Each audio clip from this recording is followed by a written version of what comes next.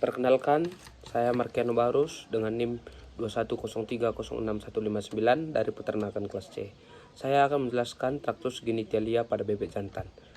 Terdiri dari beberapa organ dengan fungsinya masing-masing, yaitu testis,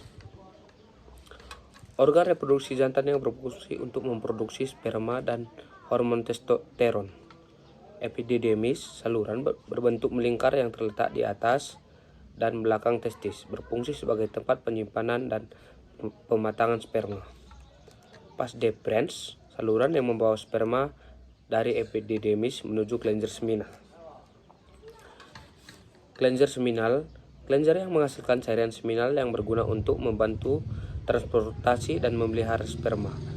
Kelenjar prostat, kelenjar yang menghasilkan cairan prostatik yang berfungsi untuk membantu keluarnya sperma dan menyediakan nutrisi untuk sperma. Vescula seminalis, kelenjar yang menghasilkan cairan seminal yang kaya akan fruktosa dan protein untuk memberi energi dan nutrisi bagi sperma. Bulboreteral gland, kelenjar yang menghasilkan cairan preejakulasi yang berfungsi untuk membersihkan dan melembabkan uretra sebelum sperma keluar. Yang kedua, spermatozoa atau sel sperma pada bebek jantan terbentuk dalam testis, organ reproduksi jantan yang terletak di dalam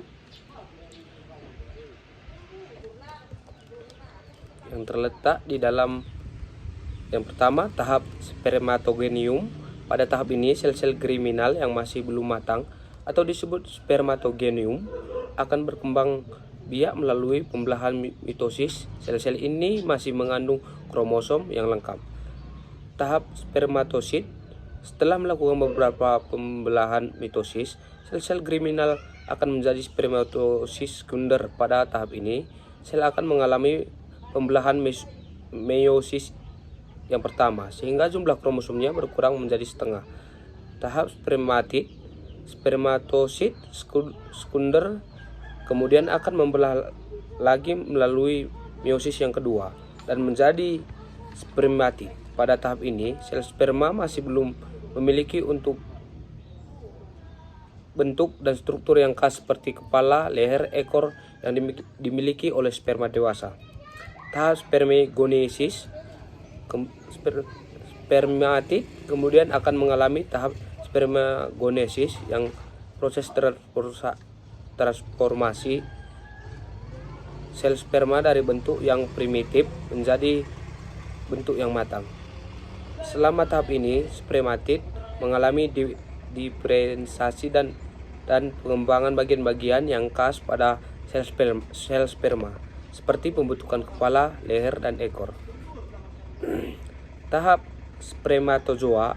Akhirnya pada tahap ini, spermatid menjadi sel sperma yang matang akan disebut spermatozoa. Spermatozoa kemudian masuk ke dalam tubulus seminiferus yang terdapat pada testis dan kemudian menuju epididymis untuk mengalami tahap pematangan.